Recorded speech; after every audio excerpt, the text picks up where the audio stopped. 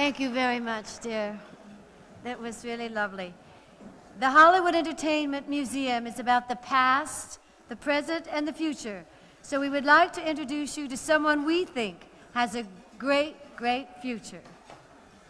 You know him as the pretentious boutique manager, sucking up to Julia Roberts and Richard Gere. Thank you for that word, Jackie. Thank you. Sucking up, thank you. In Pretty Woman. Tammy doesn't think that word is... Well, didn't bother Julia, but... Moving right along. Sucking up. He's just back from Vegas and New York and all over, and has just completed his second HBO special, Just Words. And Tuesday night, you will see him on the I was going to say Johnny Carson show. Tonight Show. See what habit does to you? Jay Leno. The Tonight Show. From New York to Vegas to Hollywood, films, and TV, and one of the funniest guys in town, please welcome Larry Miller.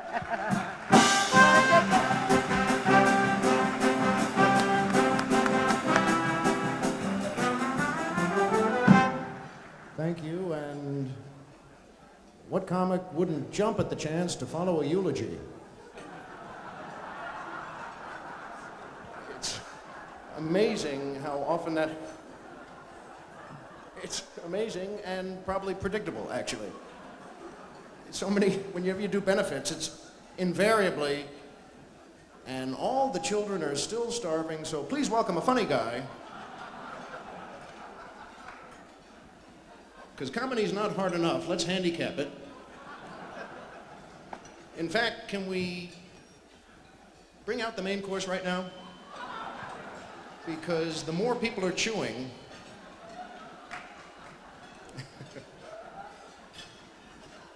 anyway, good evening and welcome, Shriners. I hope you have a happy, healthy New Year. When is it too late to say Happy New Year? When do you become an idiot for saying Happy New Year? 2 weeks, a month? I hope you all have the best. It's going to be a good New Year for me. I'm getting married in 5 weeks. And thank you. It wasn't my idea, but thank you. No, honey, I'm kidding. Honey. Men and women, as you well know, have been the same since Adam and Eve. It's not about to change. You realize, by the way, in the Bible, it says God created man first, which means, of course, he looked at us and said, oh, that's no good. I must change that. How do women look at men, really? I honestly think I have distilled the worst problem with men and the worst problem with women. And here it is. The problem with men, men don't hear a word women say. The problem with women, women hear every word men say. And we want you to cut it out. You know that that's true. Men don't hear a word. Men don't hear a word. And if the TV is on, good luck now. You might as well be talking to someone on life support. Just, and if it's a ball game,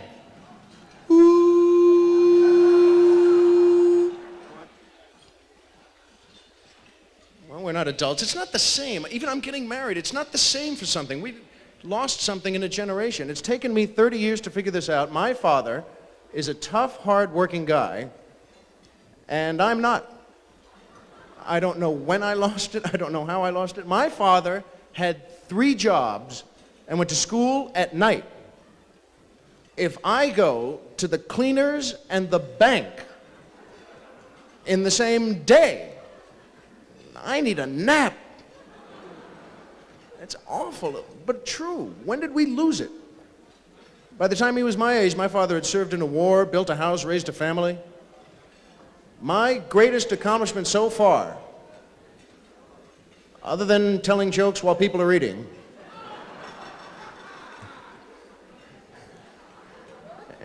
in fact, that's better than the punchline I had. We're not adults, though. We didn't grow up somehow. Look at us. Look at this.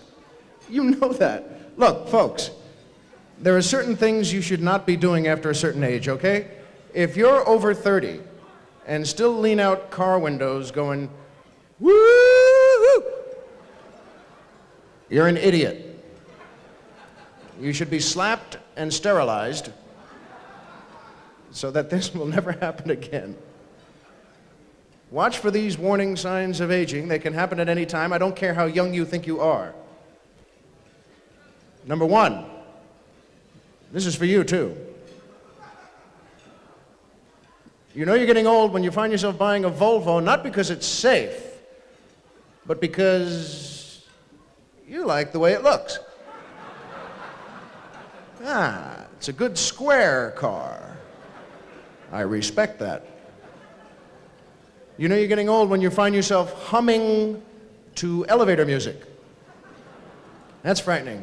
You catch yourself in the supermarket, raindrops are falling on my head.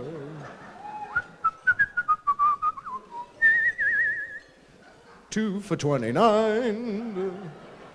By the way, that's another one. When you can whistle like a deli man, you're getting up there. Here's one that sneaks up on you. You know you're getting old when you find yourself on your own front lawn yelling at teenagers in cars. Slow down, you punk. Well, he's a punk coming around here like that. I am calm. You know you're getting old when you find yourself buying records on television. Yeah, laugh now. It won't be long. Honey, quick, get the pen. Oh, this one has everything I like. It comes with boots and a comb, too. This is a great one, honey. What did happen? By the way, as tough as they are, my parents can be stopped cold by a computer, anything high-tech. You just show them a VCR and they look like a deer caught in headlights. They cannot deal with it. The worst for them is my answering machine. They don't get it. I don't know why. It's not that involved. You just leave a message, they don't get it. My father always leaves these just, "Hello, Larry." Always loud. Fathers can't whisper for some reason. I don't know why. After a certain age, they cannot whisper. They get stuck on 10. We'll be in a mall, and my dad's like, "Boy, get a load of her." "Dad, well, she can't hear me. For God's sake, Dad. Why don't you ask her out?" "Jesus Christ, Dad." He's a big fisherman, my dad. One of those guys who'd catch fish and throw them back, which always confused me as a kid. I always wanted to say, "Gee, Dad, we got up at 4, we're in the boat. Make up your mind." You realize to the fish, getting caught and thrown back must be a near-death experience. He probably goes right out and gets drunk, you know. The other fish come up to him in the bar. "You okay, Bill?" "Hey, man, I was in the boat. I was flapping around. I couldn't breathe. I saw the sun." I want to be that, though. I want to be like my dad. I want to have a barbecue when I get married. I want a barbecue. I want one of the aprons with the hot dogs dancing with the hamburgers and the big hat, the kiss the chef, you know. And my dad, big barbecue king, somebody else's father must have done this. He couldn't get the ratio correct of lighter fluid to coals. And when they kept going out, somebody must have done this. He would fill a plastic baggie with lighter fluid and toss it on the coals from about 5 feet away. This is how they invented the atom bomb, by the way. I don't know if you know this. That thing would go off like a cannon. My mother wouldn't let us out of the house. I always wanted to say, "I want to see Dad light the coals." And she'd say, "No, wait." And he would toss this thing on, and you'd hear this whoomp, whoosh, whoomp, just like the sound of air igniting, and just this kind of, and then my father's voice going, "Whoa, geez." And that was it. And then we'd go outside. There'd be 50 birds on the ground, and he's trying to kick out the bushes. "Whoa, geez." But I want that somehow. Now that I'm getting married, I don't have to listen anymore. Last Thanksgiving, my grandparents, before I got engaged, my grandparents were saying to this, "We got married at 16. Well, we didn't even meet till the wedding day." And I'm like, I can't beat that. You win. Can you imagine that? A blind date for life. Folks, let's be honest. If you haven't met till the wedding day, you've got to be a little nervous seeing the bride coming up that aisle wearing a veil. That's got to... time. Any objections? Yeah, what's the deal on the face mask? It's a symbol of chastity. I don't care if she slept with the Yankees. I've got to see that face. That's what your best man was for. Jim, can you get a look under that veil for me? I think that's a mustache. Yeah, well, I'm going to marry a short guy in about 10 minutes, I'll tell you that. On the way out of the church, they throw in rice in your eyes. You still can't get a good look at her until you get in the car. That's why they have the tin cans on the back, so you can't hear the groom go, "Ah!"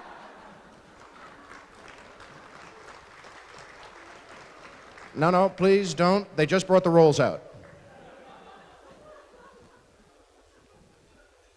Getting older on it. Do you realize the only time in our lives we like to get old is when we're little kids? You know what I mean?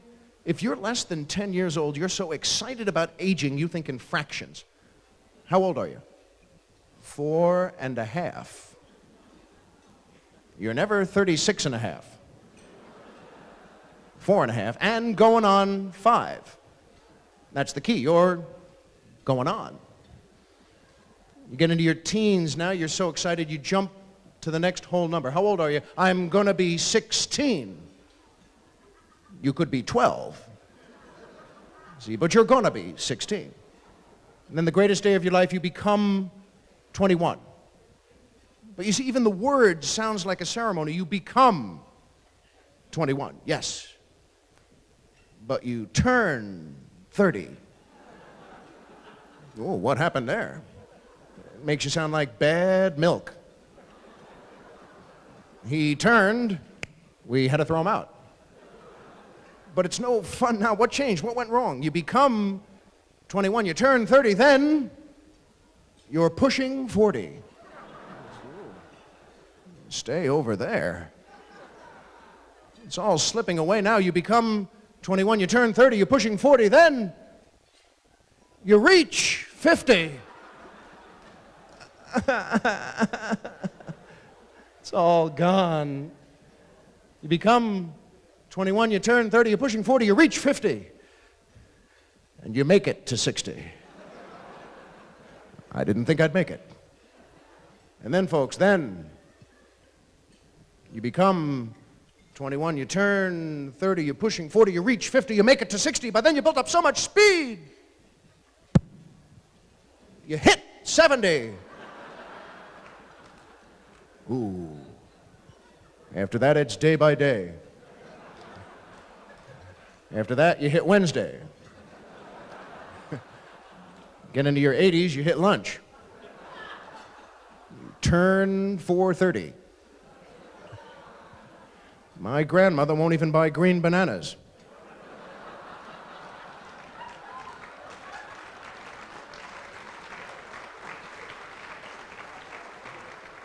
And it doesn't end there. You get into your 90s, you start going backwards. I was just 92. But a strange thing happens, folks. If you can make it over 100, you become a little kid again.